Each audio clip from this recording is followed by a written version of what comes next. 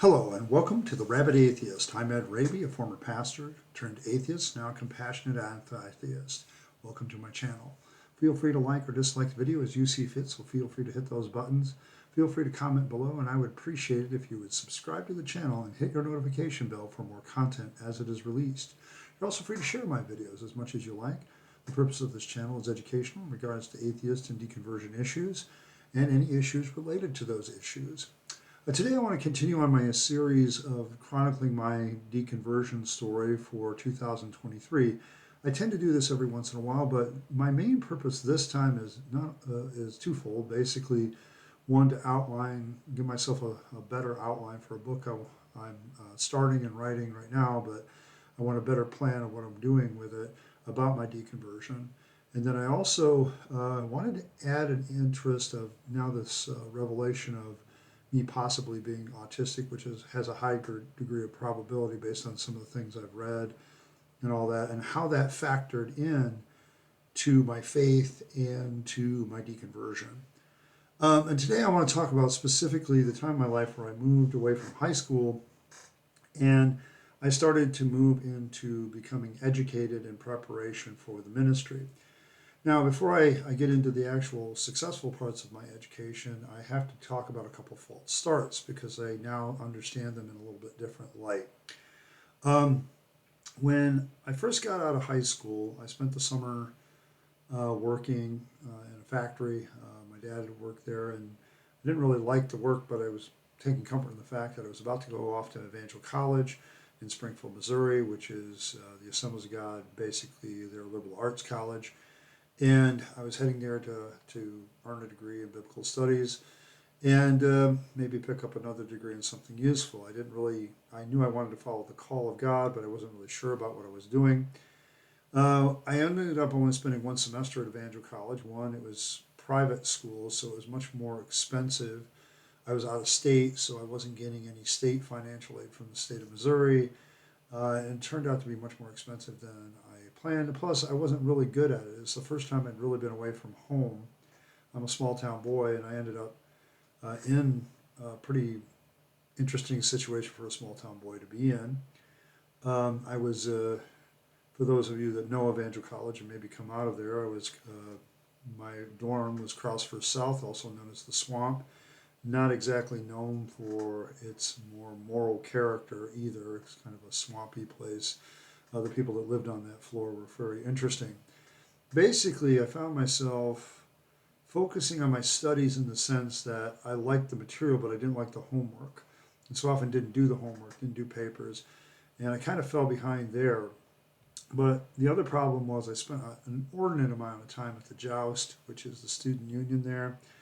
And basically I was doing two things. I was enjoying video games, which back then you had to play quarter by quarter, and so I was spending money there, and girls, and that cost money too, to buy the occasional root beer float and all that stuff that we were doing. Evangel College had a pretty strict policy about various fraternization and stuff like that, but didn't stop people from trying and doing a lot of things. But I ended up failing at girls. I ended up spending a lot of money with nothing to show for it. I ended up taking a few classes, and the only significant one that really mattered to me was my logic class, my intro to philosophy class. I came out of there knowing how to think better, but not really have any grades to show for it, and I ended up broke. So I got out of that situation, and I tried to figure out what I was going to do with my life at that point. And my second false start began to arrive, which I decided to join the military, and in particular join the Air Force. My Air Force career lasted all of 15 days. I now realize what the problem was there, now that I understand that I was autistic. I got into the military, and my autism, my hypersensitivity, the way my mind works just does not fit the military way of thinking. And I got what was called an entry-level separation after 15 days. Basically, me and the Air Force agreed that we didn't want each other. And I was a skinny little kid, and I ended up, I don't know if it would be close to a nervous breakdown, but pretty close. I don't really like talking about that. I feel very embarrassed about it. This is probably the first time I've ever shared it, but now through the lens of autism, it makes a lot more sense. I just wasn't ready for that, and my brain didn't think that way, and my hypersensitivity was going off. It's like Christmas time when I'm there, but it was, it's still 70, 80 degrees, and I'm a Michigan boy. I literally one time nearly passed out simply because they made us wear coats and hats and all that stuff, and I'm like dripping sweat underneath, because I'm not used to that. So I think a lot of that combined to just get me out of there. So I came back home a little bit frustrated. It's been like a year and a half. I haven't really gotten anywhere with this call of God that's on my life. And I'm beginning to even question that call at a certain point. So I begin to change my tactic and say, okay, how can I do this? Well, in the mail came a scholarship offer from Trinity Bible College. It was called the Decade of Harvest Scholarship. And they were trying to train up ministers for this decade of the 90s. It was going to be this great harvest for the Assemblies of God. And what I ended up doing is I ended up accepting that scholarship at about the same time I renewed my relationship with my now ex-wife, and we began to talk about ministry. We talked about going to the ministry together. She was working a job. I didn't really have one because I was preparing for the ministry. I knew I was going to leave. I planned on playing football for Trinity. Trinity is TBC actually is one at the time was one of two Assemblies of God schools that actually had a football team. And so I thought, hey, I'll play football for them. I'll go do this stuff. I'll learn some Bible. I had a lot of questions. Okay, after my logic class at Evangel, I was, looking at the Bible in a new light. Okay, I don't know if the seeds of my deconversion were planted there, but the tools, the ground was prepared. Because when I got to TBC, it was just one of those things where as I began to do the questions, I'm newly married, my wife's newly pregnant, we just find out, we literally get there and find out she's pregnant with our first son, our oldest boy. And I'm full diving in it, trying to make it work. I had a lot of pride at that time, but I kept moving forward. I was determined to follow the call of God in my life at the time. And so I guess I can kind of break down my experience at Trinity for with a lot of things. So the first thing is I made friends with a guy, and we were both very intelligent people, but we also were very critical of everything. We actually got the moniker Statler and Waldorf. If you know who Statler and Waldorf are from the Muppets, the two guys that sit up in the balcony and heckle theirs, we did that during chapel. We'd be up in the balcony and we would be, basically heckling the service, the sermon. It was very rare for a sermon to go well, worship to go well. We just had this certain mindset about what should be and what should be not done. And basically, the two of us kind of fed off each other. We learned to argue, debate, all that stuff. And it became a really good friendship for college. Didn't have much contact with him after that, other than later on I found out he got divorced from his wife. I'm still friends with his ex-wife, not so much with him. And I don't know, as I began to actually, and this time because of my experience at Evangel and how I did so poorly with grades, I was very determined to have good grades. And so I worked hard. I remember my second semester, my son had just been born in April.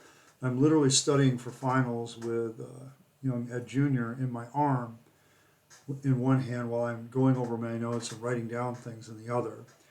And it was just, I was a very dedicated student. I ended up graduating magna cum laude. I had, good grades. I had a 3.6 average. But the real issue in that thing was twofold. One, I was actually studying the Bible. I was actually breaking things down. And certain classes stand out to me now that really started to, if the logic class at Evangel prepared the ground, it was Life of Christ, it was Pentateuch class, and it was apologetics classes, and plus all the rest of the stuff that really began to sow the seeds of my deconversion, because Pentateuch class presented me with the idea that the Pentateuch was an edited work, that it was the product of multiple authors, not Moses, that possibly some of the events might not have actually taken place. Now, this is a fundamentalist Bible college, But even they couldn't ignore the scholarship that was beginning to say Moses may not be a real person and this is an edited work, that this is stitched together stuff. And so I began to ask questions about that. But then I also took Life of Christ. And the life of Christ will become like the big thing for me that really leads to my deconversion. Because as I study the life of Christ and we're trying to do the harmony of the Gospels, I begin to notice something. Like in the beginning of at the beginning of Jesus' life, because we're studying the life of Jesus chronologically and trying to put these books in order. But I noticed that there's only one witness to several events early in Jesus' life and only one witness at the resurrection at the end. And the witnesses disagree with each other. Like Mark didn't have a resurrection account. The other three resurrection accounts contradicted each other. And it was hard. I figured if I just kept working at it, I'd figure it out. Maybe there would be a theory that would make it work. But I began to realize that studying the Bible opened up a lot of questions that I couldn't answer. And then I hit apologetics class. Now the problem with apologetics class, and right now I'm going through another series on this channel about helping the apologists and different arguments for the existence of God, and I'm taking them on one by one as the viewer decides. And it was back then, though, in apologetics classes, I'm listening to our apologetics instructor lay out all the philosophical arguments for God. He lays out some of the other arguments for God. I think we read Francis Schaeffer, one of his books, where it talks about beauty and aesthetics are proof of God, and basically the human experience is proof of God, and things like that. And there was all this buildup. And the one thing that happened a lot is I had a lot of questions. And I wouldn't ask the professor in class directly. I think he was a very brilliant man, but he also seemed to be struggling himself every time he taught the class. And I would bring up these questions of how some of these arguments weren't all that satisfying. And he said, well, they're not all that satisfying to me either. But his thing was, if you take them as a whole and put them all together, there's some validity here, validity there, validity here, it still works. And I don't know. Looking back at it, I think the apologetic class was the biggest one, but definitely Pentateuch class and definitely Life of Christ began to bother me, because if this is the verbally inspired Word of God, it sure had a lot of problems, and that didn't seem to sit well with me, with the idea of a supreme being authoring a book that's omniscient, omnipotent. It seems like God would have found a way to make it so that it was pretty ironclad that the Bible was something that could be trusted. But the more I studied it, the less trustworthy it seemed. Now, I couldn't voice these concerns because I'm trying to get in the ministry. About that time, of course, I became a father twice. Both my sons were born at Trinity in a little hospital there. Enjoyed it very immensely. I was having a good family life, had a good friendship. We played a lot of games in our off time. Summertime was sometimes boring because we didn't have anything to do.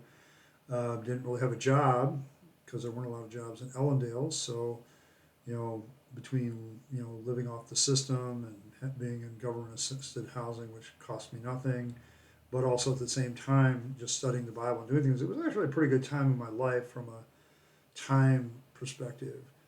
And in 1993, I walked across the platform. I had my BA in Biblical Studies and Ministry from Trinity Bible College, and a pack load of questions, more questions than when I had came in.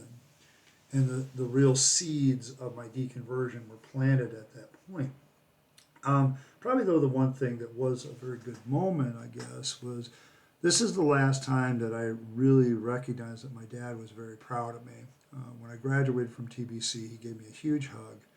And it wasn't about the religious degree or pursuing the call. He had never gone to college himself, and he was just proud that he had a son that went to college and had graduated. So he gave me a big hug, and he was just very proud of me, proud of the family I was starting. When we left Trinity Bible College, my wife was pregnant with our third child, my daughter, and we kind of left there with her very pregnant. And we headed off to Wilmore, Kentucky to Asbury Theological Seminary. Now, the reason I chose Asbury was I felt I knew a lot about canonization of the Bible. I knew about a lot about hermeneutics, Bible studies.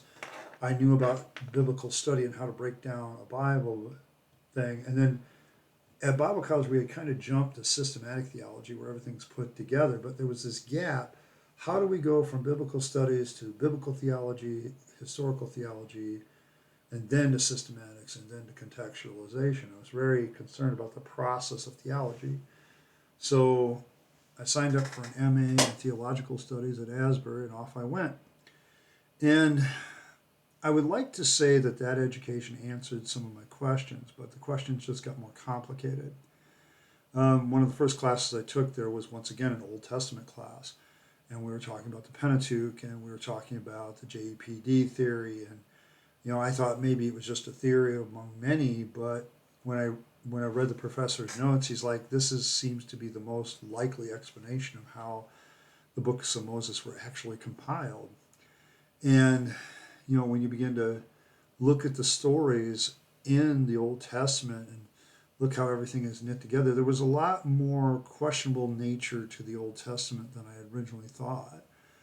I was aware of textual criticism. I'd taken 2 years of Greek in Bible college, but then I began to realize that things were very, very problematic because we didn't have any contemporary witnesses of, say, the prophets or Moses' life or even the histories. And David was kind of a thing. The more I studied what is the real evidence for all this stuff, there really wasn't any. And we were definitely talking about faith. Now, luckily for me, I suppose from my faith standpoint, I was spending a lot more time studying biblical theology because I was very interested in the subject of, okay, I've studied the passage, how do I turn it into theology? How do I turn it into a coherent system?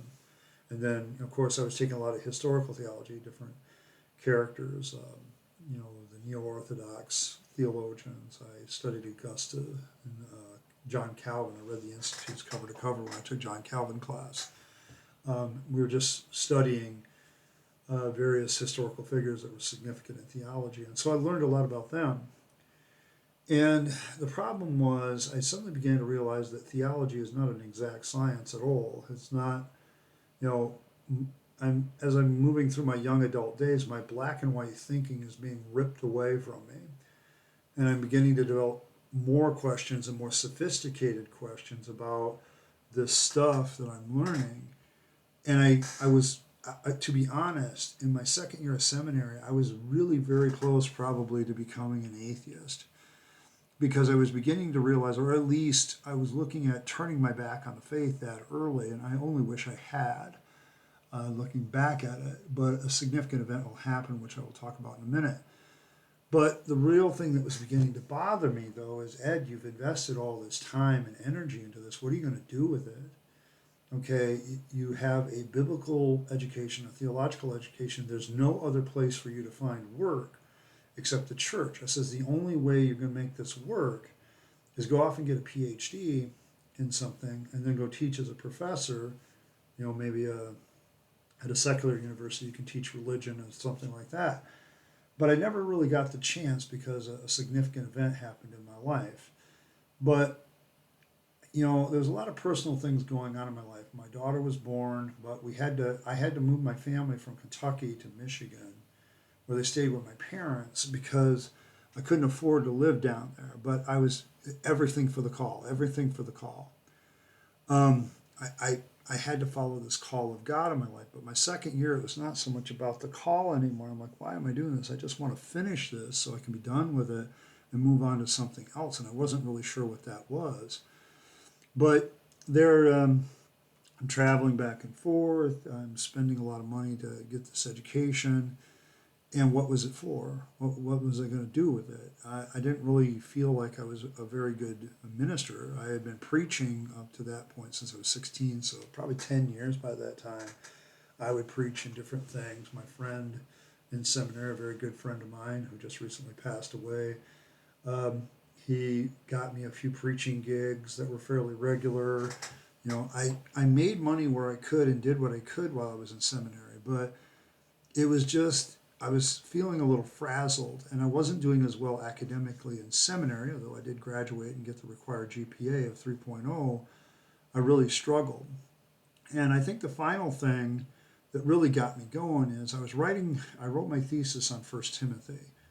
And it was a biblical theology thing because I was like, this is the biblical theology of First Timothy. And I wrote it down. And my theory was that First Timothy was to Paul as Romans is to soteriology, and Ephesians is to his Christology. Okay, First Timothy is his ecclesiology, his doctrines of the church, and so then you have Titus and Second Timothy as kind of practical outplays, just like Galatians is a practical outplay of Paul's soteriology, and Colossians his Christology. That was the theory back then. These are all wonderful theological loaded words that I paid a lot of money for, so it's good to get a chance to use them again. But as I'm studying First Timothy, I came to a very painful conclusion, the same conclusion that Bart Ehrman comes to, which is, holy crap, there is no way that Paul wrote these books. And for my little fundamentalist, Assemblies of God boy brain, it was a tough revelation because I suddenly realized that the claims of the Bible were inaccurate. How do I live with that? How do I fix that? How do I change that? And I really couldn't do anything about it, and it really bothered the hell out of me. And in the midst of all this bothering the hell out of me, the one significant event that happened to me was my father died. On October 5th, 1994, my father died at home. And they took him to the hospital, and he just didn't make it. He was 50 years old. My father and I were very close, and he was a man of faith. My mom is still a woman of faith. And I'm going to go more into this in my next video, but just to point it out that at that point I became very determined to finish my master's degree for him, okay? Because he had been so proud of me earning my bachelor's degree.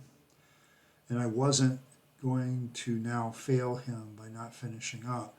I had to struggle through that year, but I did finish all the required credits, but it took me another year to write my thesis and get finally finished.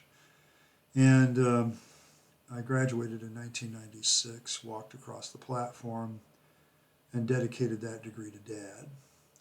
But I want to talk more about my father's death in the next video. But to suffice it to say, at the end of my education, I had much more questions. I had a realization that the apologetic arguments were garbage, that the Bible wasn't what it said it was, that there were a lot of mistakes, errors, that the Bible was an edited work, an extremely edited work, began to bother me.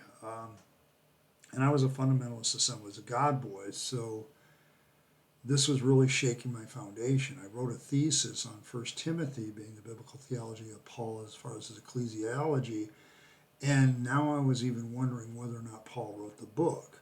So, I remember when writing my thesis, I made the assumption, and I even wrote it in the thesis, I'm assuming that Paul is indeed the author of the book. And then I dropped it because that wasn't what was important. I was just going to deal with what the book said and how it related to things. And all these questions are burning in my head. My father has just died. I've finished my degrees. But the one thing my education really did was plant the seeds of my deconversion.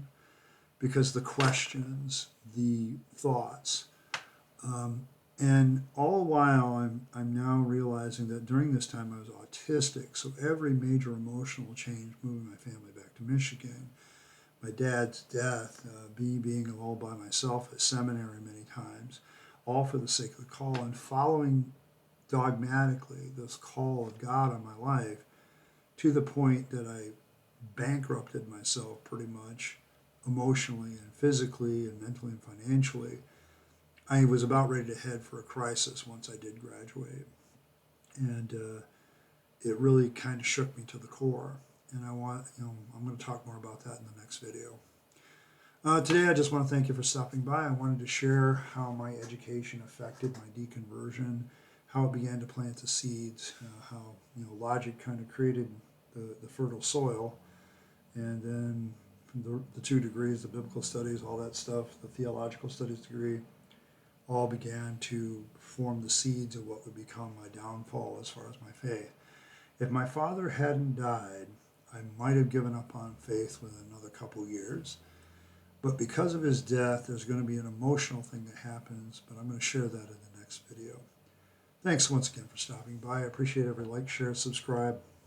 You guys are awesome. We're getting very close to, getting some memberships going. Just need that watch hours to come up for that. We're getting very close to 1,000 subscribers. Thank you very much. You guys are awesome. All the new subscribers, thank you. You guys are great. I'm continuing on this series of going through my deconversion story. We're going to have Sundays with Rabyd Atheist every Sunday. And I'm also continuing my arguments for the existence of God on Wednesday at this present time.